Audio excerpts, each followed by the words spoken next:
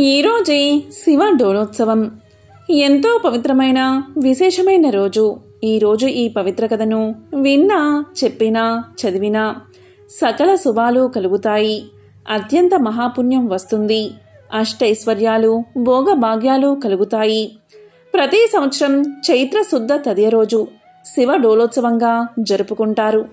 వసంత నవరాత్రులు 9 రోజుల్లో ఇదే 3వ రోజు. శివ డోలోత్సవం రోజు ఉమా మహేశ్వరులను దమనముతో పూజించి డోలోత్సవం చేస్తే గొప్ప ఫలితాలు కలుగుతాయని ధర్మశాస్త్ర గ్రంథాలు చెబుతున్నాయి. శివ డోలోత్సవం రోజు గౌరీదేవిని పూజించడానికి ఒక కారణముంది. సతీదేవి అగ్నికి ఆహుతి అయ్యి చనిపోయి హిమవంతుడి కూతురిగా పుట్టింది.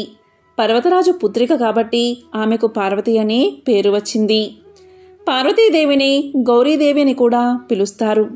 ఆమె పరమేశ్వరుణ్ణి పతిగా పొందడానికి ఘోర తపస్సు చేసింది. ఆమె తపస్సు ఇదే రోజు అంటే చైత్రమాసంలో శుక్ల తదియ రోజు ఫలించింది. అందుకే ఈరోజు గౌరీ పేరున జరిగే ఒక రోజు అయ్యింది. ఈ రోజే మత్స్య జయంతిని కూడా జరుపుకుంటారు. కాబట్టి ఎంతో విశేషమైన పవిత్రమైన ఈ రోజు. ఈ కథలను వింటే జన్మల పాపాలు తొలగి కోటి జన్మల పుణ్యం వస్తుంది. సకల శుభాలు కలుగుతాయి. మరి ఆ కథలేంటో ఇప్పుడు ఈ వీడియోలో తెలుసుకుందాం. దక్ష ప్రజాపతి కూతురు సతీదేవి యుక్త వయసులో ఆమె శంకరుని పట్ల మక్కువను పెంచుకుంది. తన ప్రేమను ఫలింప చేసుకుంది. మహాశివుడు సతిని మెచ్చి వరించాడు. తండ్రికి సతీదేవి పరమేశ్వరుని పెళ్లి చేసుకోవడం ఎంతమాత్రం ఇష్టం లేదు. అయినా సతీదేవి ఏమీ లక్ష్య పెట్టకుండా వివాహం చేసుకుంది. శివుడు ఏమీ లేని బికారి అని, శ్మశానంలో తిరుగుతాడని, శరీరం మీద బూడిద తప్ప మరేం ఉండదని దక్షుడికి చాలా చిన్నచూపు. ప్రయాగలో మునీశ్వరులు జరిపిన యాగానికి అనేక మందితో పాటు దక్ష ప్రజాపతి కూడా వచ్చాడు. ఆయన్ని అందరూ సాదరంగా ఆహ్వానించి మాట్లాడారు. కాని మహాశివుడు మౌన ముద్రలో ఉండి దక్షుణ్ణి పట్టించుకోలేదు. అది దక్షునికి తీరని అవమానంగా తోచింది. బికారి అయిన అల్లుడికి ఇంత అహంకారమేమిటని ఆగ్రహించాడు దక్షుడు. కోపావేశంతో విపరీతంగా నిందించాడు. దాంతో నందీశ్వరుడికి కోపం ముంచుకొచ్చి దక్షుణ్ణి శపించాడు. అప్పుడు దక్షుడు రుద్రగణాలకు తిరిగి ప్రతిశాపం పెట్టాడు. అయినప్పటికీ దక్షుడికి కోపం తీరలేదు. శివుణ్ణి అవమానించేందుకు పనిమాల మహాయజ్ఞాన్ని ప్రారంభించాడు దక్షుడు. ఆ యజ్ఞానికి అందరినీ ఆహ్వానించాడు. కాని కూతురైన సతీదేవిని, అల్లుణ్ణి పిలవలేదు. తండ్రి యజ్ఞం తలపెట్టింది శివుణ్ణి అవమానించేందుకు అని సతీదేవికి తెలియదు కదా. తమను యజ్ఞానికి పిలవనందుకు ఎంతో బాధపడింది. కాని పుట్టింటి వాళ్ళు పిలిచేదేమిటి అని తనకు తానే సర్ది చెప్పుకుంది. అప్పుడు పరమేశ్వరుడు ఇలా పలికాడు. చూడు సతీ, నీ తండ్రి నన్ను కాదు కదా, కనీసం కూతురివైనా నిన్ను కూడా పిలవలేదు. పిలవని పేరంటానికి వెళ్లడం తగదు. వెళ్తే నీకు పరాభవం తప్పదు అంటూ వారించినా వినకుండా నచ్చ చెప్పి వెళ్ళింది. శివుడు ఎన్ని విధాలా చెప్పినా వినిపించుకోలేదు సతీదేవి. పుట్టింటి మీద మమకారాన్ని చంపుకోలేకపోయింది. దక్ష యజ్ఞానికి వెళ్లి తీరతానని పట్టుబట్టింది. అంగీకరించక తప్పలేదు శివుడికి. సరే వెళ్ళు అన్నాడతను. సతీదేవి ఒంటరిగా బయలుదేరింది. ఆమె అలా ఒంటరిగా బయలుదేరడం ప్రమదులకి ఆందోళన కలిగించింది. ఇంతమంది ఉన్నా ఎవరూ లేని దానిలా సతీదేవి ఒంటరిగా పుట్టింటికి పయనమవడం బాధ కలిగించింది వారికి. కాలినడకన వెళ్తున్న సతీదేవిని చూసి కళ్ళు చెమర్చుకున్నారు. తప్పు, ఇది భావ్యం కాదు అనుకున్నారు. కూడబలుక్కున్నారంతా. కానుకలు, వాహనాలు, వాయిద్యాలు సమకూర్చుకున్నారు. ఈలోపు సతీదేవిని చక్కగా అలంకరించారు. నంది వాహనంపై కూర్చోబెట్టారు. పదమ్మ అంటూ ఆమె వెంట తరలి వెళ్లారు. అంతా దక్షుని యజ్ఞవాటికకు చేరుకున్నారు. యజ్ఞం మహావైభవంగా జరుగుతోందక్కడ. సమస్త దేవతలు, మునులు కొలువుదేరి ఉన్నారు. అంతటా వేదఘోష వినవస్తుంది. చూసి పొంగిపోయింది సతీదేవి.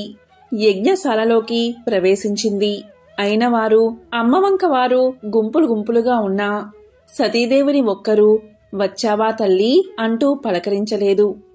పలకరిస్తే ప్రమాదం అన్నట్లుగా ఊరుకున్నారంతా. దక్షుడు అస్సలు పట్టించుకోలేదు. కన్నెత్తి కూడా కూతుర్ని చూడలేదు. బాధపడింది సతీదేవి. తల దించుకుని నిలబడింది. అంత దూరం నుంచి తల్లి గమనించిందది. పరుగున వచ్చింది. సతీదేవిని గట్టిగా కౌగిలించుకుంది. వచ్చావా తల్లి, రావేమో అనుకున్నాను అంది. ప్రయాణం చేసి అలసిపోయినట్లున్నావు అంది. చీర కొంగుతో కూతురు ముఖాన్ని తుడిచింది.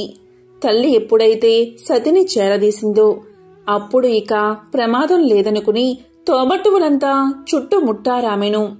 అభిమానంగా పలకరించారు. రారా అంటూ సరసన కూర్చోబెట్టుకునేందుకు సిద్ధపడ్డారు. కూర్చోలేదు సతీ. కళ్ళెరజేసుకుని నిలబడింది. అమ్మ అక్కున చేర్చుకుంది. తండ్రి చేసిన అవమానాన్ని తట్టుకోలేకపోతుంది సతీదేవి. తోబట్టువులంతా కుటుంబ సమేతంగా వచ్చారు. వారందరినీ పేరు పేరునా పిలిచి తన భర్తనే తండ్రి పిలవకపోవడాన్ని భరించలేకపోయిందామె. మండుతున్న కళ్ళను ఒక్క క్షణం మూసుకుని తెరిచింది. నిప్పు కణాల్లా, నెత్తురు చుక్కల్లా సతీదేవి కన్నీటి బొట్లు జలజలా నేలరాలాయి. చూశారది ప్రమదులు. కోపంతో ఊగిపోయారు. దక్షుణ్ణి వధించేందుకు కత్తులు దూశారు. వారిని వారించింది సతీదేవి. తండ్రిని కోపంగా చూస్తూ ఇలా పలికింది. మదాంధుడువై నా భర్త శివుణ్ణి ద్వేషిస్తున్నావు. నీకిది మంచిది కాదు తండ్రి. సర్వేశ్వరుడు నా భర్త ఎక్కడా, అధమాధముడివి నువ్వెక్కడా? నా భర్తకు హవిర్భాగం లేకుండా చేస్తావా? మమ్మల్ని అవమానిస్తావా? దీనికి ఇంతకింత అనుభవిస్తావు నువ్వు. నీ తనువున పుట్టిన పాపాన్ని నేను భరించలేను. నాకీ శరీరం వద్దు. ఇప్పుడే ఈ క్షణమే ఈ శరీరాన్ని వదిలివేస్తాను. పవిత్రురాలను అవుతాను.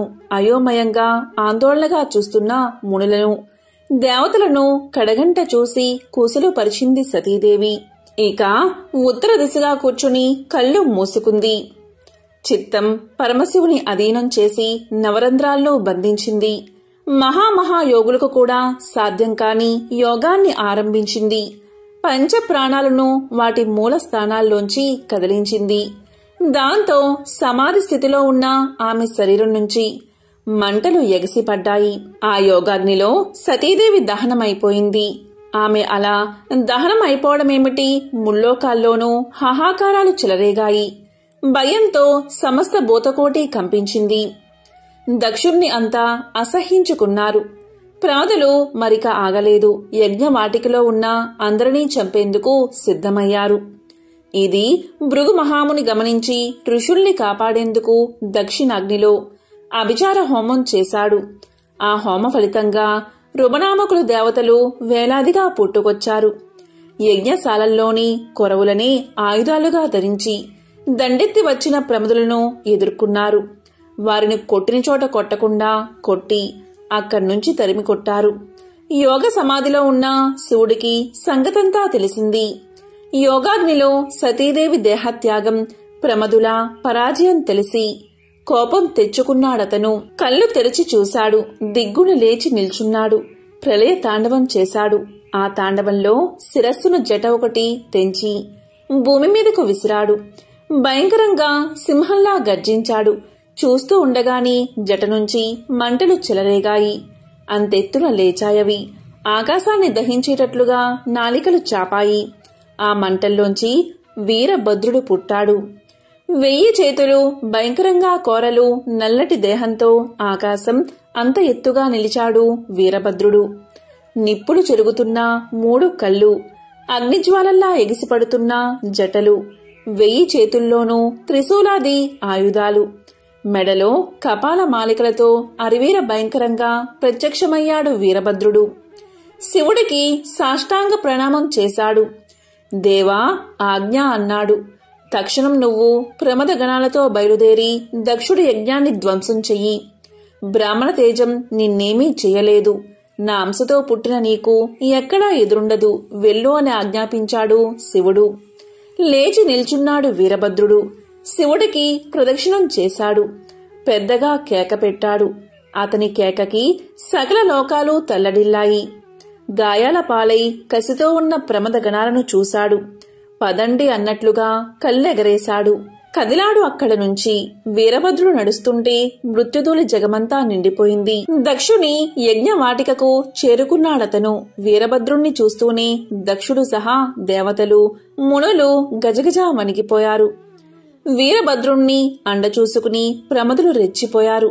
యజ్ఞశాలల్ని ధ్వంసం చేశారు. హోమకుండాల్ని చల్లార్చారు. వేదికల్ని పెకలించి వేశారు. హోమద్రవ్యాల్ని విసిరేశారు. ముళ్లను దేవతలను కసితీరా కొట్టి తిట్టి బాధించారు. కళ్ళెదుట భర్తలు చావుదెబ్బలు తింటూ ఉంటే చూడలేక మునిపత్నులు సురాంగణలు చేతుల్లో ముఖాలు దాచుకుని పరిగెత్తారు అక్కడ్నుంచి. యజ్ఞవాటిక అంతటినీ శ్మశాన వాటికలా చేసి భీకరంగా నవ్వుతూ నిల్చున్నాడు వీరభద్రుడు. వెన్నెచ్చి పారిపోతున్న దక్షుడి చేతులు చాచి అందుకున్నాడు వీరభద్రుడు. బంతిలా అతన్ని కింద పడేశాడు. లేవకుండా అతని రొమ్ము మీద కాలు ఉంచి మట్టిని తొక్కినట్లుగా తొక్కి పారేశాడు. కత్తితో శిరస్సు ఖండించాడు. తెగిపడ్డ శిరస్సును చేతిలోకి తీసుకుని చూసి ఆనందించి దానిని దక్షిణాగ్నిలో హోమంలో వేసేశాడు. దక్ష సంహారంతో వచ్చిన పనైపోయింది. ప్రమదులతో మరలిపోయాడు వీరభద్రుడు. కైలాసానికి చేరుకున్నాడు. సతీ వియోగ తప్తుడైన శంకరుడు విరాగభావంతో కైలాస శిఖరంపై తపస్సు ప్రారంభించాడు. అదే సమయంలో తారకుడు అనే రాక్షసుడు బ్రహ్మ గురించి తీవ్రమైన తపస్సు చేసి మరణం లేకుండా వరాన్ని పొందాడు. పుట్టిన ప్రతి ప్రాణి గిట్టక తప్పదు. సురులకు తప్ప అసురులకు ఆ వరం ఇవ్వకూడదు కాబట్టి మరేదైనా వరం కోరుకోమన్నాడు బ్రహ్మ. సరే అన్నాడు తారకుడు. శివుడికి పుట్టిన సంతానం, అందులోనూ 7 ఏళ్ల బాలుడి చేతిలో తప్ప మరెవరి చేతిలోనూ మరణించినటువంటి వరం కోరుకున్నాడు తారకుడు. ఎందుకంటే శివుడి భార్య సతీదేవి పిలవని పేరంటానికి వెళ్లి తన పుట్టినింట భర్తకు జరిగిన అవమానానికి తట్టుకోలేక యోగాగ్నిలో దహించుకుపోవడంతో శివుడు సతీ వియోగ దుఃఖంతో విరక్తుడై ఉన్నాడు. అటువంటి సమయంలో శివుడికి పుత్రులు పుట్టడం అసంభవం కాబట్టి తన మరణం కూడా అసంభవమే అన్న ధీమాతో ఆ విధమైన వరం కోరుకున్నాడన్నమాట. సరే అన్నాడు బ్రహ్మ. అసురజన్మ కావడాన పుట్టుకతోనే సంక్రమించిన బలానికి ఈ వరబలం తోడు కావడంతో తననెవరూ జయించలేరు అన్న ధీమాతో తారకాసుడి ఆగడాలు తట్టుకోలేని విధంగా తయారయ్యాయి. వాడికి మిత్రుడైన సూరపద్ముడు కూడా జతయ్యాడు. ఇద్దరూ కలిసి దేవతలను, మానవులను, మునులను, సాధు ప్రాణులందరినీ నానా హింసలకు గురిచేయసాగారు. దాంతో అందరూ కలిసి బ్రహ్మదేవుడి దగ్గరకు వెళ్లారు, తమను ఆ దుష్టుడి నుంచి కాపాడమని. ఆ రాక్షసుడి నొసట రాతరాసిన విధాతకు తెలియదా వాడినెలా సంహరించాలో? దేవతలకు ఒక ఉపాయం చెప్పాడాయన. శివుడికి పుట్టబోయే కుమారుడు తప్ప వీడిని మరెవరూ సంహరించలేరు కాబట్టి మనందరం కలిసి శివుణ్ణి వైరాగ్యం నుంచి సంసార జీవనం వైపు మళ్లించాలి. అప్పుడు మన పని సులువవుతుంది అన్నాడు బ్రహ్మ. దీంతో అందరూ కలిసి శివుడి దగ్గరకు చేరి పరమేశ్వరుడికి తమ మొరలు వినిపించారు. లోకకంటకుడైన తారకాసురుడు వరగర్వంతో అంతులేని దురాగతాలకు పాల్పడుతున్నాడు. అతన్ని సంహరించగల పుత్ర సంతతిని పొందడం కోసమైనా వివాహానికి అంగీకరించవలసిందిగా దేవతలు ప్రార్థించారు. వారి ప్రార్థనలు విని కూడా పరమేశ్వరుడు తన నిర్ణయాన్ని మార్చుకోలేదు. తపస్సు చేసుకుంటూ తన జీవితాన్ని కొనసాగిస్తానని సమాధానమిచ్చాడు. దీంతో దిక్కుతోచని బ్రహ్మాది దేవతలు వైకుంఠానికి వెళ్లి తమ దుస్థితిని విన్నవించారు. అప్పుడు విష్ణువు దేవతా వర్గంతో కలిసి పరమేశ్వరుని ప్రార్థించారు. పరమేశ్వరుడికి భార్య కాదగిన శక్తి స్వరూపిణి అయిన కాంతగా అవతరించవలసిందిగా దేవతలంతా దేవిని ప్రార్థించారు. వారి ప్రార్థనలు ఆలకించిన జగన్మాత దేవతలకు అభయాన్ని ఇచ్చింది. అమిత భక్తితో చిరకాలంగా తన్ని సేవిస్తున్న హిమవంతుని పుత్రికగా జన్మించగలనని ప్రకటించింది. ఆ మాటలకు హిమవంతుడు ఉప్పొంగిపోయాడు. అమ్మా, నా ఇంట బిడ్డగా జన్మిస్తానని అనుగ్రహించావు. అయితే బిడ్డగా జన్మించిన నిన్ను నేను అర్థం చేసుకుని తగిన విధంగా ప్రవర్తించగల వివేకాన్ని ప్రసాదించు తల్లి అని హిమవంతుడు దేవిని ప్రార్థించాడు. అంతటా ఆమె హిమవంతుడికి భక్తి, జ్ఞాన, వైరాగ్య, యోగ సాధనాలను వివరించింది. ఈ విధంగా సతీదేవి పర్వతరాజైన హిమవంతుడికి పుత్రికగా పుట్టింది. పర్వతరాజు పుత్రిక కాబట్టి పార్వతి అయిందామె. ఆమెకు చిన్నప్పటి నుంచి శివుడంటే వల్లమాలిన భక్తి. ఆ భక్తి కాస్త ఆయన్ను పరిణయం చేసుకోవాలి అనేటటువంటి అనురక్తిగా మారింది. సాక్షాత్తు పరమశివుణ్ణి పతిగా పొందాలంటే మాటలా మరి. అందుకే తపస్సు చేయడం మొదలుపెట్టింది. దీంతో దేవతలు శివుణ్ణి వైరాగ్యం నుంచి సంసార జీవనం వైపు మళ్లించాలి అనుకున్నారు. అందుకు సమర్థులు ఎవరని వెతగ్గా మన్మధుడు ముందుకొచ్చాడు. మన్మధుడి భార్య రతీదేవి ముందు భర్తను వారించినప్పటికీ లోక కళ్యాణం కోసం సరే అని ఒప్పుకుంది. ఇక్కడ సతీదేవి మహావైరాగ్యంలో ఉన్న శివుడి తపస్సు భంగం చేయకుండా ఆయన తపస్సు చేసే ప్రదేశమంతా రోజు చక్కగా అలికి శుభ్రంగా ముగ్గులు పెట్టేది. ఆయన ఏమైనా తింటాడేమోనని పళ్ళు తెచ్చి ముంగిట పెట్టేది. ఇలా ఎంతకాలం గడిచినా శివుడు కళ్ళు తెరవనేలేదు. కాని పార్వతి మాత్రం అన్న పానీయాలు మానేసి కేవలం పండుటాకులు మాత్రమే తింటూ అపర్ణగా మారింది. ఒక రోజున మన్మధుడు కాస్త ధైర్యం చేశాడు. తన చెలికాడైన వసంతుణ్ణి తోడ చేసుకుని పూల బాణాలతో శివుణ్ణి తపస్సు నుంచి మళ్లించి ఆయన కోపాగ్నిలో కీలల్లో బూడిదయ్యాడు. ఆ తరువాత జరిగిందంతా గ్రహించిన శివుడు పార్వతిని వివాహం చేసుకున్నాడు. వారికి కుమారస్వామి జన్మించాడు. ఆ కుమారస్వామి దేవతల సైన్యానికి అధిపతిగా తారకాసురుణ్ణి సంహరించాడు. యోగ సాంప్రదాయంలో ఒక అందమైన కథ ఉంది. ఆదియోగి శివుడు ఇంకా పార్వతీదేవిల వివాహం అనేది ఒక గొప్ప వేడుక. పార్వతి ఒక యువరాణి కనుక ఆ ప్రాంతంలోని ప్రముఖులందరినీ ఆహ్వానించారు. రాజులు, రాణులు, దేవుళ్ళు, దేవతలు ఒకరిని మించి మరొకరు గొప్పగా అందంగా ముస్తాబై వచ్చారు. అప్పుడు పెళ్లికొడుకు శివుడు జడలు కట్టిన జుట్టుతో ఆపాదమస్తకం విభూది రాసుకుని రక్తం కారుతున్న ఏనుగు చర్మాన్ని ధరించి వచ్చాడు. ఆయన పరమానందపు మత్తులో మునిగి తేలుతూ ఉన్నాడు. అతని పరివారంలో ఉన్న జీవులందరూ మానవ రూపంలో కాకుండా ఏదో వికృతమైన వక్రీకరించిన రూపాలతో ఉన్నారు. ఎవరికీ అర్థం కాని ఏదో భాషలో వారిలో వారు మాట్లాడుకుంటూ ఏవో శబ్దాలు చేస్తున్నారు. మీనాదేవి పార్వతి తల్లి పెళ్లికొడుకును చూసి కళ్ళు తిరిగి పడిపోయింది. అప్పుడు పార్వతి శివుడు దగ్గరకు వెళ్లి, మీరు ఎలా ఉన్నా నాకు ఎటువంటి అభ్యంతరమూ లేదు. మీరెలా ఉన్నా పర్వాలేదు. నాకు కావాల్సింది మీరు. కాని మా అమ్మ కోసం కొంచెం ప్రశాంతమైన రూపాన్ని ధరించండి అని వేడుకుంది. ఆయన సరే అని ఒక అందమైన రూపాన్ని ధరించి చక్కగా అలంకరణ చేసుకుని వచ్చాడు. అది చూసి అప్పుడు ఆయన్ని సుందరమూర్తి అన్నారు. అంటే వారు ఆయన లాంటి అందమైన వ్యక్తిని ఎక్కడా చూడలేదు. ఆయన 9 అడుగులు ఎత్తున్నాడు. ఆయన నిల్చుంటే గుర్రంతలతో సమానంగా ఉండేదట. శివుడు పెళ్లి పీటల మీద కూర్చున్నాడు. భారతదేశంలో ముఖ్యంగా ఇటువంటి వివాహాలలో పెళ్లి కొడుకు పెళ్లి కూతురుల పుట్టు పూర్వోత్తరాలను ఎంతో గొప్పగా చెప్తారు. వారి వంశం ఎక్కడి వారు, ఎలాంటి రక్తం నుంచి వచ్చారు అంటూ వాళ్ల వంశ వృక్షం గురించి చెప్తారు. పెళ్లికూతురు విషయానికి వస్తే ఆమె తండ్రి హిమవంతుడు, హిమాలయ పర్వత ప్రాంతాలంటికి రాజు. వధువు యొక్క వంశం గురించి చాలా అద్భుతమైన విషయాలు చెప్పారు. మరి ఇప్పుడు పెళ్లికొడుకు సంగతేమిటి అని అడిగారు. శివుడు మౌనంగా అలాగే కూర్చుని ఉండిపోయాడు. ఆయన ఏమీ చెప్పలేదు. పోనీ అతని పరివారంలో వారి భాషను అర్థం చేసుకోగలిగిన వారు కూడా ఎవరూ లేరు. వారిలో అర్థం కాని శబ్దాలు చేస్తున్నారు. పెళ్లి కూతురు తండ్రికి ఇదొక అవమానంగా అనిపించింది. పుట్టు పూర్వోత్తరాలు లేని వ్యక్తి నా కూతుర్ని ఎలా పెళ్లి చేసుకుంటాడు? ఆయన ఎక్కడివాడో ఎవరికీ తెలియదు. ఆయన తల్లిదండ్రులు ఎవరో తెలియదు. ఏ వంశమో తెలియదు.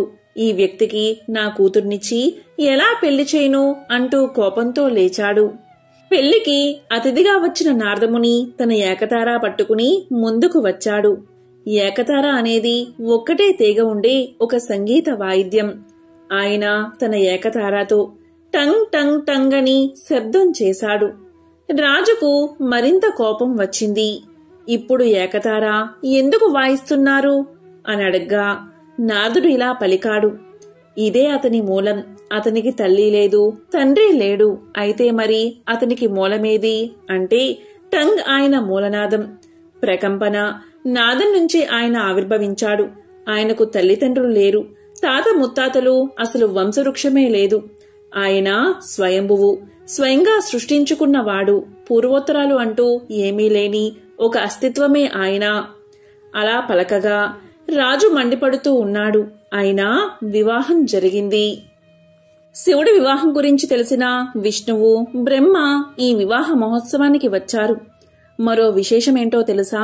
ఈ వివాహ కార్యక్రమాలంటినీ విష్ణువు చూసుకుంటే వివాహంలో పండితుడుగా బ్రహ్మ వ్యవహరించారు. ఈ వివాహానికి ముందు శివుడు, విష్ణువు, బ్రహ్మ ఆలయానికి దగ్గరలోని చిన్న గుంతలలో స్నానాలు ఆచరించారట. అందుకే వాటికి రుద్రకుండ, విష్ణుకుండ, బ్రహ్మకుండ అనే పేర్లు వచ్చాయి. ఈ వివాహ మహోత్సవ సమయంలో బ్రహ్మ మంత్రాలు చదువుతూ బ్రహ్మశిలను ఏర్పరిచినట్లు ఆధారాలు ఉన్నాయి. పూర్వం కావేరీ నది జలాలచే పవిత్రమైన చోళ దేశంలో ఒకానొక గ్రామం ఉండేది. ఆ గ్రామంలో ఒక గొప్ప శివభక్తుడు ఉండేవాడు. అతను భార్యతో కలిసి శివభక్తులకు సేవ చేయడమే పరమావధిగా సేవలు చేస్తూ ఉండేవాడు. శివభక్తులు భోజనం చేసిన తర్వాతే తాము భోజనం చెయ్యాలి అనే వ్రతాన్ని పెట్టుకుని దాన్ని అనుసరిస్తూ ఉండేవారు. శివభక్తుల ముందు తాను ఒక చిన్నవాడిగా, సామాన్యుడిగా భావించి వారికి సపరిచర్యలు చేస్తూ రావడం వల్ల అతనికి చిరుతొండ నాయనార్ అనే పేరు లోకంలో ప్రసిద్ధమైంది. ఈ విధంగా భక్తుల సేవలో కాలం గడుపుతూ ఉండగా అతనికి ఒక కుమారుడు పుట్టాడు. అతనికి సిరియాల దేవుడు అనే పేరు పెట్టి అల్లారి ముద్దుగా పెంచుతూ వచ్చాడు నాయనర్. కైలాసవాసి అయిన పరమేశ్వరుడు చిరుతొండ నాయనార్ భక్తిని పరిచయం చేసి అతన్ని తన కరుణా కటాక్షలతో అనుగ్రహించాలి అనుకున్నాడు ఆ మహాశివుడు. దీంతో మహాశివుడు భైరవ యోగి వేషాన్ని ధరించి ఆ గ్రామానికి చేరుకున్నాడు. చిరుతొండ నాయనార్ ఇంటి ముందు నిలబడి భవతి భిక్షాందేహి, భవతి భిక్షాందేహి అని పలికాడు. వెంటనే చిరుతొండ నాయనార్ భార్య ఇంటి లోపల నుండి బయటకు వచ్చి, స్వామి, నా భర్త శివభక్తులకు ఆహారాన్ని సమర్పించిన తర్వాతే ఆహారాన్ని తీసుకుని నియమాన్ని కలిగినవారు. ఈరోజు భక్తులు ఎవరో మా ఇంటికి రానందున వాళ్ళను వెతుక్కుంటూ ఆయన బయలుదేరారు. వారు మిమ్మల్ని చూస్తే ఎంతో ఆనందిస్తారు. మీరు ఇంటి లోపలికి వచ్చి ఆశీర్వలు కండి అని ప్రార్థించింది. దీంతో భైరవ వేషధారి అయిన శివుడు ఇలా పలికాడు, నేను చిరుతొండ నాయనార్ని చూడ్డానికే ఇక్కడికి వచ్చాను. వారు లేనప్పుడు ఇంట్లోకి నేను రాను.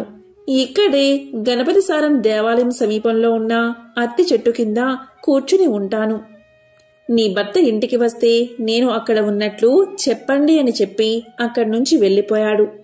ఇక శివభక్తుల కోసం అన్వేషిస్తూ వెళ్లిన చిరుతొండ నాయనార్ ఎవరూ కనబడకపోవడం వల్ల నిరాశతో ఇంటిదారి పట్టాడు. భర్తను చూడగానే అతని భార్య ఇలా పలికింది, మీరు బయటకు వెళ్లినప్పుడు శివభక్తుడు ఒకరు ఇంటికి వచ్చారు. అతను ప్రస్తుతం గణపతి సారం దేవాలయం సమీపంలోని అత్తి చెట్టు కింద కూర్చుని ఉన్నారు అని చెప్పింది. ఆ మాటలు వినగానే అత్యంత ఆనందంతో చిరుతొండ నాయనార్ వేగంగా అక్కడికి వెళ్లి ఆ భైరవమునికి నమస్కారం చేసి ఇలా పలికాడు, స్వామి, మీరు మా ఇంటికి వచ్చి ఆహారాన్ని స్వీకరించాలి అని భక్తి శ్రద్ధలతో ప్రార్థించాడు. ఆ మాటలకు యోగి ఇలా పలికాడు, నేను 6 నెలలకు ఒకసారి మాత్రమే ఆహారం తీసుకుంటాను. పశువుల మాంసాన్ని ఆహారంగా ఇస్తే దాన్ని మాత్రమే నేను తింటాను. ఇది నా పద్ధతి అన్నాడు. ఆ మాటలకు చిరుతొండ నాయనార్ ఇలా పలికాడు, స్వామి, మీరేమీ సందేహం పెట్టుకోవద్దు. నా దగ్గర పశువులు, దున్నపోతులు, పొట్టేళ్లు, మేకలు మందలుగా ఉన్నాయి. వాటిలో మీకు ఏది కావాలని చెప్తే త్వరగా దాన్ని వండి మీకు ఆలస్యం చేయకుండా నేను వడ్డిస్తాను అని చెప్పాడు.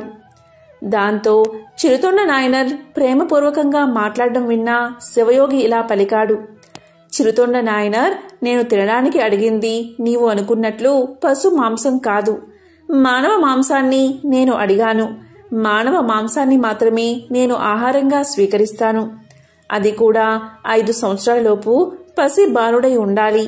శరీర అవయవాల్లో ఎలాంటి లోపము లేనివాడై ఉండాలి. అటువంటి మాంసాన్ని మాత్రమే నేను తింటాను. అంతేకాదు, ఆ పిల్లవాడు తల్లిదండ్రులకు ఒకే ఒక్క కొడుకై ఉండాలి. ఆ పిల్లవాణ్ణి తండ్రి నరుకుతూ ఉండగా తల్లి గట్టుగా పట్టుకోవాలి. ఇద్దరూ ఈ పన్ని సంతోషంగా చెయ్యాలి.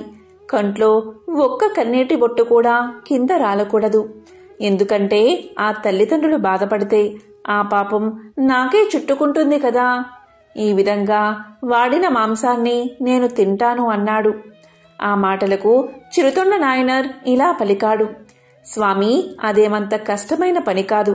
మీరు మా ఇంట్లో భోజనం చేయడం నా అదృష్టంగా భావిస్తున్నాను. నేను వెళ్ళి వంట చేస్తాను అని చెప్పి వేగంగా ఇంటికి తిరిగి వచ్చాడు నాయనర్. భర్త రాక కోసం ఎదురుచూస్తున్న నాయనర్ భార్య గుమ్మం ముందు ఎదురుచూస్తూ నిలబడి ఉంది. భర్తను చూడగానే ఆమె ఎంతో సంతోషించింది. వెంటనే భర్త భార్యతో ఇలా పలికాడు. శివయోగి మన ఇంట్లో భోజనం చేయడానికి సమ్మతించారు. ఒక చిన్న పిల్లవాడిని చంపి ఆ మాంసాన్ని వండి అతనికి వడ్డించాలి. అతను 5 సంవత్సరాలలోపు బాలుడై ఉండాలి అని జరిగిందంతా చెప్పాడు. ఇక భార్య భర్త మాటలకు సమ్మతించి ఆలస్యం చేయకుండా గురుకులానికి వెళ్లిన తన కుమారుణ్ణి పిలుచుకురండి అని కోరింది. భార్య మాటలకు సంతోషించి నీలకంఠ నాయనర్ గురుకులానికి వెళ్లి కుమారుణ్ణి ప్రేమతో భుజాల మీద ఎక్కించుకుని ఇంటికి చేరుకున్నాడు. ఇక తల్లిదండ్రులు ప్రేమతో చివరిగా కుమారుడికి స్నానం చేయించారు. తలదువ్వి కొత్త బట్టలు తొడిగి చక్కగా అలంకరణ చేశారు.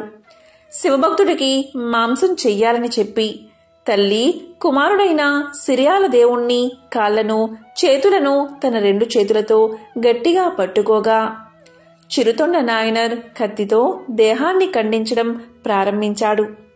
తల్లిదండ్రులు సంతోషంగా చేస్తున్న ఈ పనులు చూసి కుమారుడైన సిరియాల దేవుడు కూడా సంతోషంగా చిరునవ్వును చిందించాడు.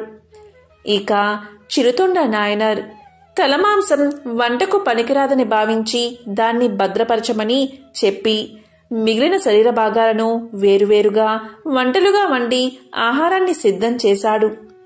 ఇక చిరుతొండ నాయనర్ సంతోషంగా భైరవయోగి ఉన్న చోటకు వెళ్లి నమస్కారం చేసి, స్వామి, మీరు కోరినట్లుగా ఆహారాన్ని సిద్ధం చేశాము, భోజనానికి దయచేయండి అంటూ అతన్ని భోజనానికి ఆహ్వానించాడు. విశాలమైన అరటి ఆకును శివయోగి ముందు పరిచి వండిన వంటకాలను వరుసగా వడ్డించారు. వాటిని చూసిన శివయోగి ఇలా పలికాడు. నేను చెప్పిన విధంగా శరీరంలోని అన్ని భాగాలను వండారా అని ప్రశ్నించాడు. ఆ మాటకు ఆ దంపతులు ఇలా అన్నారు. తలమాంసాన్ని మీరు తినరని భావించి దాన్ని మాత్రం వండకుండా వదిలేశాము అని చెప్పారు. దానికి శివయోగి, అయ్యో, ఎంత పని చేశారు, నేను ఇష్టంగా తినేదే తలమాంసం అనగానే ఆ దంపతులు ఎంతో బాధపడి తలను రోట్లో వేసి దంచి మాంసంగా వండి వడ్డించారు. అప్పుడు భైరవయోగి మరొక నిబంధన పెట్టాడు. అది ఏంటి అంటే, నాకు ఒంటరిగా కూర్చుని తినే అలవాటు లేదు. మీకు కొడుకు ఉంటే అతన్ని పిలవండి, నాతో కలిసి భోజనం చేస్తాడు అని ఆజ్ఞాపించాడు. అతను ఎక్కడా లేడని చిరుతొండ నాయనర్ చెప్పగా యోగి ఇలా అన్నాడు. లేదు, నీ కొడుకు ఇక్కడికి వస్తేనే నేను భోజనం చేయడానికి సాధ్యమవుతుంది. కాబట్టి నీ కుమారుణ్ణి గట్టిగా పిలవమని చెప్పాడు. ఆ విధంగా దంపతులు శివయోగి చెప్పినట్లు గట్టిగా సిరియాల దేవుణ్ణి పిలవగాని సిరియాల దేవుడు గురుకుల ఆశ్రమం నుంచి వస్తున్నట్లుగా పరిగెత్తుకుంటూ వచ్చాడు. ఇక తల్లి తన కొడుకు రావడం వల్ల అతన్ని ఆలింగనం చేసుకుని భర్త చేతులకు అందించింది. కొడుకు రావడం వల్ల ఇక శివభక్తుడు ఆహారాన్ని స్వీకరించాడు. వెంటనే భైరవ రూపంలో ఉన్న పరమేశ్వరుడు అదృశ్యమయ్యాడు. వెంటనే శివపార్వతులు అక్కడ ప్రత్యక్షమై వారి భక్తికి మెచ్చి ఆ ముగ్గురికి శివ సాన్నిధ్యాన్ని కలిగించారు. పూర్వం అవంతిపురంలో నంది అనే వైశ్యుడు ఉండేవాడు. అతను గొప్ప శివభక్తుడు. ప్రతిరోజు నగరానికి సమీపంలో ఉన్న అడవికి వెళ్లి అక్కడున్న ప్రాచీన శివలింగాన్ని ఆరాధించేవాడు. శాస్త్ర ప్రధానంగా శివుడికి నిత్యము పంచామృతాలతో అభిషేకం చేసి షోడశోపచారాలతో ఆయన్ని దివ్యంగా పూజించేవాడు. పూజలో భాగంగా వివిధ రకాల పుష్పాలు, ఫలాలు, ముత్యాలు, గోమేధిక వైడూర్యాలు, మాణిక్యాలు, ఈ విధంగా అడవిలో ఉన్న ఆ శివలింగం నందిచేత రకరకాల భోగాలతో ఎన్నో సంవత్సరాలు పూజించబడింది. ఒకనాడు అడవి మృగాలను వేటాడే కిరాతకుడు ఒకడు వేటాడుతూ అక్కడికి వచ్చాడు. శివలింగం ఉన్న ఆలయం కనిపించింది కిరాతకుడికి.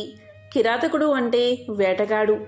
అక్కడికి వచ్చేసరికి కిరాతకుడికి ఎంతో దాహం వేసింది. అటూ ఇటూ చూశాడు. దగ్గరలోనే ఒక సరోవరం కనిపించింది. ఒడ్డున తన సామాన్లు పడేసి సరస్సులోకి దిగి కాలు కడుక్కున్నాడు. కొంత నీటిని నోటిలో ఉంచుకుని బయటకు వచ్చాడు. వచ్చి చూస్తే శివలింగం కనిపించింది. రకరకాల రత్నాలతో పుష్పాలతో కనిపించింది. దాంతో కిరాతకుడు సరాసరి శివలింగం దగ్గరకు వచ్చి అక్కడున్న రత్నాలను పక్కకు తోసేసి తాను నోటిలో తెచ్చిన నీళ్లతో లింగానికి స్నానం చేయించాడు. ఆ పక్కనే బిల్వ వృక్షం ఉంది. దాని ఆకుల్ని తెచ్చి స్వామి మీద పెట్టాడు. అలాగే వేటాడి తెచ్చిన మాంసం ముక్కలని బయటకు తీసి నైవేద్యం పెట్టాడు. ఇలా తనకు తోచిన రీతిలో శివపూజ చేసిన ఆ కిరాతకుడు ఇలా అన్నాడు: స్వామి శంకరా, నిన్ను చూస్తే నాకు ఎంతో ఆనందంగా ఉంది. ప్రతిరోజు నీకు ఇలాగే పూజలు చేస్తాను. నన్ను కరుణించు స్వామి అని వేడుకున్నాడు. ఈ విధంగా ప్రతిరోజు కిరాతకుడు అక్కడికి వచ్చి ఈ విధంగా పూజలు చేయడం ప్రారంభించాడు. ఈ విషయాన్ని అక్కడికి వచ్చిన నంది చూశాడు. ఎంతో బాధపడుతూ, అయ్యో, నేనేదో పాపం చేసి ఉంటాను. నా పూజలో ఏదో లోపం ఉండి ఉంటుంది. నేను చేసే పూజ స్వామికి నచ్చలేదేమో. ఇదంతా నా దురదృష్టమని చింతిస్తూ ఇంటికి తిరిగి వచ్చాడు. నంది దీనంగా ఉండడం చూసి ఆయన పురోహితుడు ఇలా అడిగాడు: అయ్యా, తమరు ఎందుకు ఇలా ఉన్నారు అని అడిగాడు. దానికి నంది ఇలా పలికాడు: ఓ బ్రాహ్మణోత్తమా, నేను ఈరోజు శివపూజ కోసం వనానికి వెళ్ళాను. అక్కడ శివుడి ముందు మాంసాన్ని చూశాను. ఇంతకు ముందు నేను చేసిన పూజనంతా ఎవరో చిందరవందర చేశారు. నాకు చాలా బాధగా ఉంది. నా పూజను చెడగొట్టి మాంసాన్ని నైవేద్యంగా పెట్టిన వాడెవడో నాకు తెలియదు. ఇప్పుడు నేనేం చెయ్యాలి అన్నాడు నంది. దానికి పురోహితుడు ఇలా అన్నాడు: అయ్యా, తమరు ఏం బాధపడకండి. రేపు పొద్దుట నేను కూడా మీతో వస్తాను. ఇద్దరం కలిసి అక్కడికి వెళ్దాం. ప్రతిరోజు వచ్చి నీ పూజ చెడగొట్టేవాడు ఎవడో తెలుసుకుందామని ధైర్యం చెప్పాడు. ఆ విధంగా ఆ మర్నాడు ఇద్దరూ కలిసి వనంలో ఉన్న శివలింగం దగ్గరకు వెళ్లారు. పురోహితుడు రుద్రాధ్యాయాన్ని పఠిస్తూ ఉండగా నంది చక్కగా లింగానికి ఏకాదశ రుద్రాభిషేకం చేశాడు. తరువాత యథావిధిగా రత్నాలు పుష్పాలు సమర్పించి షోడశోపచార పూజ కూడా వైభవంగా చేశాడు. ఇలా 2 జాముల కాలం గడిచింది. అప్పుడు ఆ సమయంలో మహాకాలుడిలా నల్లగా ఎత్తుగా ఉన్న కిరాతుడు చేతిలో ధనస్సు బాణం పట్టుకుని అక్కడకు వచ్చాడు. ఎంతో భయంకరంగా ఉన్న ఆ కిరాతకుణ్ణి చూసి నంది భయపడిపోయాడు. అతనితో పాటు పక్కన ఉన్న పురోహితుడు, అతని బృందం కూడా వణికిపోయారు.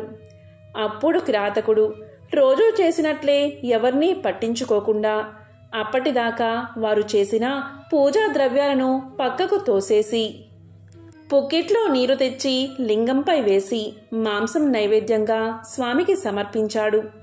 బిల్వ ఆకులు తెచ్చి లింగంపై వేశాడు. ఒకసారి సాష్టాంగ నమస్కారం చేసి తిరిగి తన దారిన తాను వెళ్ళిపోయాడు. ఈ దృశ్యాన్నంతా చూసిన నందికి, అతని పురోహిత బృందానికి ఎంతో ఆశ్చర్యం కలిగింది. దీంతో నంది తిరిగి ఇంటికి వచ్చిన తర్వాత పండితులందరినీ పిలిచి ఈ విషయాన్ని వారికి చెప్పి, ఓ విప్రులారా, ఇప్పుడు నేను ఏం చెయ్యాలో చెప్పండి అన్నాడు. అప్పుడు పండితులు నందితో ఇలా అన్నారు: అయ్యా, నీవు ఎంతో పవిత్రంగా పూజ చేసే ఆ శివలింగం ప్రతిరోజు పాడు చేయబడుతుంది. ఇక శివలింగం అక్కడ ఉండడం మంచిది కాదు. మీరు వెంటనే దాన్ని తీసుకువచ్చి మీ గృహంలో ప్రతిష్ఠించండి. ఇదే మీకు శ్రేయస్కరం అని సెలవిచ్చారు. నంది పురోహితుల మాట ప్రకారం వనంలో ఉన్న లింగాన్ని తెచ్చి తన ఇంట్లోనే స్థాపించి యథావిధిగా రత్నాలతో పూజించాడు. అప్పుడు ఆ సమయంలో వనంలో కిరాతకుడు శివలింగాన్ని పూజిద్దామని మర్నాడు అక్కడికి వచ్చి చూసేసరికి అతనికి శివలింగం కనిపించలేదు. ఒక్కసారిగా కిరాతకుడికి దుఃఖం ముంచుకొచ్చింది. దాంతో అతను ఇలా అన్నాడు: ప్రభూ, శివ, శంకర, నన్ను వదిలి ఎక్కడికి వెళ్ళావు? నిన్ను చూడకపోతే నా మనసు ఎంతో బాధపడుతుంది. ప్రభూ, దయచేసి నన్ను కరుణించు, కరుణించి నాకు కనిపించు. నీవే రాకపోతే నా ప్రాణాల్ని వదిలేస్తాను. పరమేశ్వరా, కరుణించు అని తీవ్రంగా విలపించాడు. అయితే శివుడు కనిపించలేదు. అయితే అన్నమాట నిలబెట్టుకోవాలని భావించిన కిరాతకుడు తన గోళ్లతో గుండెను చీల్చుకుని రోషంగా అరుస్తూ, ప్రభూ, ఇదిగో నా గుండె తెచ్చాను, ఇప్పటికైనా రా అని పిలిచాడు. ఇక వెంటనే లోపల పేగుల్ని, మాంసాన్ని బయటకు తీసి లింగం తీసేసి గోతిలో వేశాడు. అదేవిధంగా శరీరాన్ని కదిలించుకుంటూ వెళ్లి చెరువులోని నీళ్లు తెచ్చి ఆ గోతిలో పోశాడు. ఈ విధంగా ఓపిక నశించి రక్తం ధారల్లా కారిపోతూ ఉండగా అలాగే నేలమీద కుప్పకూలిపోయాడు కిరాతకుడు. ఇంతలో దివ్యకాంతులు వెదజల్లుతూ ప్రమదగణాలతో సహా శివుడు ప్రత్యక్షమయ్యాడు. జటాజూటములతో చంద్రకాంతిని ధరించిన శివుడు కిరాతకుడి చెయ్యి పట్టుకుని పైకి లేపి అతని గాయాలను పోగొట్టాడు. ఎంతో ప్రేమగా ఇలా అన్నాడు, కిరాత, నీవెంతో గొప్ప భక్తుడివి. నాకు సంతృప్తి కలిగింది. నీవు ఎన్నో పూజలు చేశావు. నా కోసం ప్రాణాలు సమర్పించడానికి సిద్ధపడ్డావు. నీ భక్తి అనన్య సామాన్యం. నీకేం వరం కావాలో కోరుకో అన్నాడు. ఇక రుద్రుడి మాటలు వినగానే కిరాతకుడికి ఎంతో ఆనందం కలిగింది. వెంటనే ఆయన పాదాల మీద పడి, ప్రభూ, నేను నీ దాసుణ్ణి. నాకు జన్మజన్మల్లో నీ మీద అచంచలమైన భక్తి ఉండేలా అనుగ్రహించు. నీవే నాకు తల్లి, నీవే నాకు తండ్రి, నీవే నాకు గురువు, నీవే నాకు దైవం, నీవే నాకు బంధువు, నీవే నాకు మిత్రుడు. నాకు నీవు తప్ప వేరొకరు అక్కర్లేదు. ఇక నాకు వేరే ఏ కోరిక లేదు. నిన్ను దర్శిస్తే చాలు అని వినయంగా పలికాడు. నిష్కల్మషమైన కిరాతకుడి భక్తికి శివుడు చలించిపోయి అతన్ని తన శివమందిరానికి ద్వారపాలకుడిగా నియమించాడు. అదే సమయంలో దేవదుందుబులు మోగాయి. ఆ ధ్వని పక్కనే ఉన్న నంది ఇంటిదాకా వినిపించింది. వనంలో నుంచి దివ్యమైన ధ్వనులు వినపడేసరికి నంది ఎంతో ఆతృతగా అక్కడికి పరుగున వచ్చాడు. అక్కడ ఎదురుగా తన్ముడైన కిరాతకుడు కనిపించాడు. ఎంతో అద్భుతం జరిగిందని నందికి అనిపించింది. వెంటనే కిరాతకుడి చేతులు పట్టుకుని, అయ్యా, నీవు కూడా నాలాగే శివభక్తుడివి. నిన్ను అనుగ్రహించడానికి సాక్షాత్తు శివుడే ఇక్కడికి వచ్చాడు అనిపిస్తుంది. దయచేసి నన్ను కూడా శివుడి దగ్గరకు తీసుకువెళ్ళు. ఆ స్వామి యొక్క దర్శనాన్ని కల్పించు అని ప్రార్థించాడు. నంది ప్రార్థన విన్న గుణవంతుడైన కిరాతకుడు నంది చెయ్యి పట్టుకుని శివుడి దగ్గరకు తీసుకువచ్చి శివుడికి చూపించి, శివ, ఇతడు నంది అనే వైద్యుడు. ఇతడు ప్రతిరోజు మిమ్మల్ని రత్నాలతో పూజిస్తాడు. ఇతడు నా మిత్రుడు అని పరిచయం చేశాడు. కిరాతకుడు మాటలు విన్న శివుడు, కిరాత, ఈ నంది ఎవరో నాకు తెలియదు. కల్లా కపటం లేని నీవే నాకు నిజమైన భక్తుడివి. నీవే నా మిత్రుడివి. ఎలాంటి స్వాభిమానం, దుర అహంకారం లేనివాడే నా నిజమైన భక్తుడు. అంతేకాని స్వార్థంతో కూడినవాడు కాదు అని చెప్పాడు. అప్పుడు కిరాతకుడు, ప్రభూ, నేను నీకు స్నేహితుడిని అన్నావు కదా, ఇతను నాకు మిత్రుడు. మిత్రుడు నీకు మిత్రుడే. ప్రభూ, దయచేసి నాతో పాటు ఇతన్ని ఉద్ధరించు అని ప్రార్థించాడు. ఇక కిరాతుని మాటలు కాదనలేక శివుడు వారిద్దరినీ తన పరిచారకులుగా స్వీకరించాడు. అదే సమయంలో దివ్య విమానం అక్కడికి వచ్చింది. అప్పుడు ఇద్దరూ కలిసి దాన్ని ఎక్కి సరాసరి కైలాసానికి చేరుకున్నారు. అక్కడ కైలాసంలో వీరికి ఘన స్వాగతం లభించింది. వారందరికీ కైలాసం చేరగానే శివుడి సారూప్యం లభించింది. వారు శివుడిలా మారిపోయారు. అప్పుడు పార్వతీదేవి నవ్వుతూ, నాదా, వీరిద్దరూ పరమ భక్తితో నిన్ను మెప్పించారు. వీరి జీవితం ఎంతో ధన్యమైంది. వీళ్ళిద్దరినీ ఏ కార్యంలో నియమిస్తే బాగుంటుంది అని అడిగింది. వారిద్దరూ పార్వతీ పరమేశ్వరులకు నమస్కారం చేసి, ప్రభూ, మేమిద్దరం మీ ద్వారానికి కాపలాగా ఉంటాం. దయచేసి మాకా సేవా భాగ్యాన్ని ప్రసాదించండి అని కోరారు. వారి భావాన్ని తెలుసుకున్న మహాశివుడు, అలాగే మీరిద్దరూ ఇక్కడే ఉండి నన్ను సేవించండి అని తెలియచేశాడు. ఆ రకంగా కిరాతకుడు మహాకాలుడిగా నందిగా కైలాసానికి చేరుకుని శివద్వారానికి రక్షకులుగా ఉంటూ నిత్యము ఆయన్ని సేవిస్తూ ఉండేవారు. పాపాలు చేసేవారు, అధర్మాన్ని ఆచరించేవారు, గుడ్డివారు, మూగవారు, కుంటివారు, గుణం లేనివారు, చెడ్డ మనసు కలిగినవారు, చండాలురు, ఎలాంటి వారైనా సరే శివభక్తిని కలిగి ఉంటే చాలు ఆ దేవాది దేవుడైన ఆ శివుడి సాన్నిధ్యాన్ని తప్పక పొందుతారు. కేవలం ఇసుకతో చేసిన శివలింగాన్ని భక్తిగా పూజించినా చాలు వారు తప్పకుండా శివ సాన్నిధ్యాన్ని చేరుకుంటారు. ఈరోజే ఎంతో పవిత్రమైన మత్స్య జయంతి. ఈరోజు మత్స్యావతార కథను విన్నా, చదివినా, చెప్పినా, వినిపించినా సకల శుభాలు కలుగుతాయి. ఆ శ్రీమన్నారాయణుడి అనుగ్రహం మీకు కలుగుతుంది. మరి ఆ కథ ఏంటో ఇప్పుడు ఈ వీడియోలో తెలుసుకుందాం. ఆరవ కల్పం చివరి రోజుల్లో ద్రవిడ దేశానికి సత్యవ్రతుడు అనే రాజు ఉండేవాడు. ఆ రాజు గొప్ప హరిభక్తుడు. ఎల్లప్పుడూ హరిసేవలో మునిగి తేలేవాడు. ఎన్నోసార్లు కేవలం నీరు మాత్రం ఆహారంగా తీసుకుంటూ విష్ణువు గురించి తపస్సు చేసేవాడు. సత్యవ్రతుడు ఒకనాడు కృతమాలిక అనే నది ఒడ్డున విష్ణువుకు నీళ్లతో తర్పణం వదులుతున్నాడు. అప్పుడు అతని దోసిలిలో ఒక చిన్న చేపపిల్ల కనిపించింది. వెంటనే ఆ చేపపిల్లను నది నీళ్లలో వదిలిపెట్టాడు రాజు. ఆశ్చర్యంగా ఆ చేపపిల్ల రాజుతో ఇలా పలికింది: రాజా, ఈ నదిలో నాలాంటి చిన్న చేపలను తినే పెద్ద పెద్ద చేపలు ఎన్నో ఉన్నాయి. జాలర్లు కూడా వల్లు వేసి నన్ను బంధిస్తారు.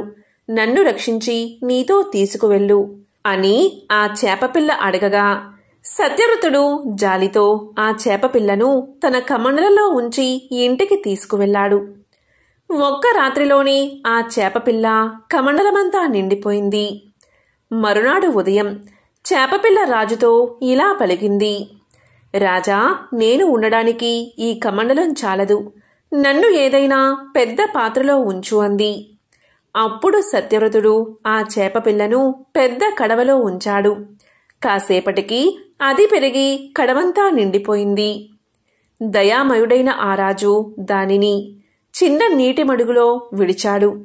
అప్పుడు ఆ చేప ఆ మడుగు కంటే పెద్దదై ఇలా పలికింది: రాజా, నేను తిరగడానికి ఈ మడుగు చాలదు అంది. దాంతో రాజు దాన్ని తీసుకువెళ్లి పెద్ద తటాకంలో వదిలిపెట్టాడు. చూస్తూ ఉండగానే ఆ చేప చెరువంతా ఆక్రమించి రాజా, ఇది కూడా చాలదు అంది. అప్పుడు ఆ రాజు దాన్ని తీసుకువెళ్లి సముద్రంలో వదిలిపెట్టాడు. అప్పుడు ఆ చేప, రాజా, ఈ సముద్రంలో నన్ను ముసళ్ళు, తిమింగలాలు పట్టి చంపుతాయి. నన్ను రక్షించు అంది. అప్పుడు రాజు చేపతో ఇలా పలికాడు: ఒక్క రోజులో నువ్వు ఆ మడల దూరం వ్యాపించావు. ఇంత పెద్ద చేపను మేమెవరూ చూడలేదు. నన్ను ఎందుకు ఇబ్బంది పెడుతున్నావు? నువ్వు తప్పక భక్తులను కాపాడడానికి చేప రూపంలో వచ్చిన విష్ణుదేవుడివి అని నేను తెలుసుకున్నాను. నన్ను క్షమించి కాపాడు అని ప్రార్థించాడు. ఆ యుగం చివర ప్రళయకాలంలో ఒంటరిగా సముద్రంలో సంచరించడానికి చేప రూపం ధరించిన శ్రీ మహావిష్ణువు సత్యవ్రతుడితో ఇలా పలికాడు: ఓ రాజా, ఈ రాత్రి గడిచిన తర్వాత 7వ దినంలో భూలోకంతో సహా 3 లోకాలు ప్రళయ సముద్రంలో మునుగుతాయి. అప్పుడు నా ఆజ్ఞానుసారం ఒక పెద్ద నావ నీ దగ్గరకు వస్తుంది. నీవు సమస్త ఔషధాలను, విత్తనాల రాసులను ఆ నౌకపై ఉంచుకుని ప్రళయ సముద్రంలో విహరించు. సప్త ఋషులు నీతో పాటే ఆ నౌకలో ప్రయాణం చేస్తారు. వారి శరీరాల నుంచి వచ్చే దివ్యకాంతి నీకు దారిని చూపిస్తుంది. ఓడ సముద్రపు టలలకు దెబ్బ తినకుండా మత్స్య రూపం ధరించిన నేను ఈకలతో కూడిన నా రెక్కలను కదిలిస్తాను. సుడిగాలులకు నావ తిరగబడకుండా నేను పంపిన పెద్ద పాముతో నావను నా తోకకు బంధించు. నావకు ప్రమాదం జరగకుండా ప్రళయరాత్రి ముగిసే వరకు నేను రక్షిస్తూ ఉంటాను. నిన్ను రక్షించడం కోసమే ఈ మీన రూపాన్ని ధరించాను అని పలికి శ్రీహరి అదృశ్యం అయ్యాడు. ఆ రాత్రి విష్ణువు పలికిన మాటలు తలుచుకుంటూ సత్యవ్రతుడు దర్భల శయ్యపై తూర్పున శిరస్సు ఉంచి పడుకున్నాడు. మర్నాడు ఉదయం నుంచి ఎడతెరిపి లేకుండా భయంకరమైన వర్షం కురవడం మొదలుపెట్టింది. సముద్రాలు పొంగి పొర్లి దేశాలను ముంచేశాయి. కల్పాంతకాలంలో ఏర్పడిన ఆ ప్రళయంలో ప్రజలు ప్రాణాలు కోల్పోయారు. బ్రహ్మదేవుడు బాగా అలసిపోయి నిద్రపోయాడు. అతని ముఖం నుంచి వెలువడిన వేదాలను హయగ్రీవుడు అనే రాక్షసుడు దొంగలించాడు. వేదాలను దొంగలించిన హయగ్రీవుడు వాటిని చదవడం మొదలుపెట్టాడు.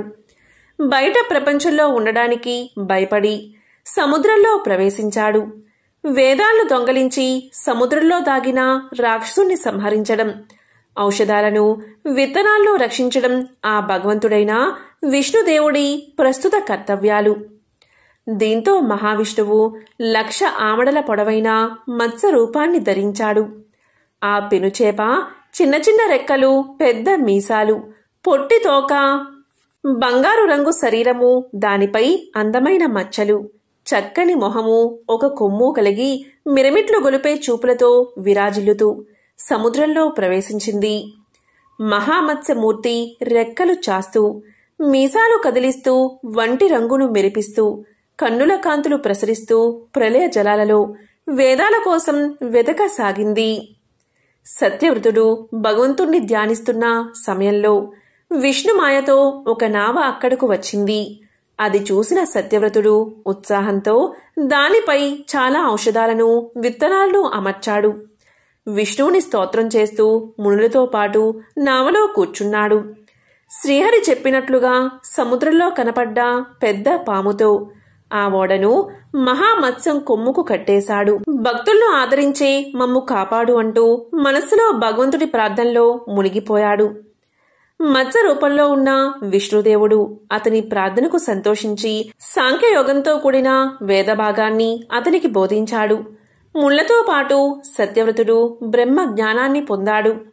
ప్రళయరాత్రి ముగిసి తెల్లవారే వరకు ఆ విధంగా విష్ణువు పెనుచేప రూపంలో తిరుగుతూనే ఉన్నాడు.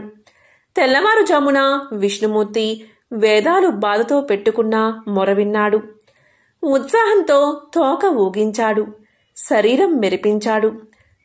సముద్ర గర్భంలో ప్రవేశించి అక్కడ దాగి ఉన్న దుష్టుడు మహాబలిష్ఠుడు అయిన హయగ్రీవుణ్ణి చంపేశాడు. అంతలో ప్రళయకాలం ముగిసింది. బ్రహ్మ సరస్వతులు నిద్రలేచారు. తిరిగి సృష్టి చేయడం కోసం కూర్చున్నారు. విష్ణువు వేదాలను బ్రహ్మదేవుడికి తిరిగి ఇచ్చాడు. సత్యవ్రతుడు కాపాడిన ఔషధాలు, విత్తనాలు బ్రహ్మదేవుడికి చేరాయి. బ్రహ్మ తిరిగి చరాచర జీవ సృష్టిని చేయడం మొదలుపెట్టాడు. ప్రళయ సముద్రంలో మైమరచి నిద్రించిన బ్రహ్మదేవుడి ముఖాల నుంచి వెలువడిన వేదాలను దొంగలించిన దుష్ట రాక్షసుణ్ణి సంహరించడం కోసం, రాజర్షి విష్ణు భక్తుడైన సత్యవ్రతుణ్ణి రక్షించడం కోసం మత్స్యావతారం ధరించిన విష్ణుదేవుడి మహిమను తెలియజేసే ఈ పుణ్యకథను శ్రద్ధతో చదివేవారి కోరికలు తప్పక నెరవేరతాయి.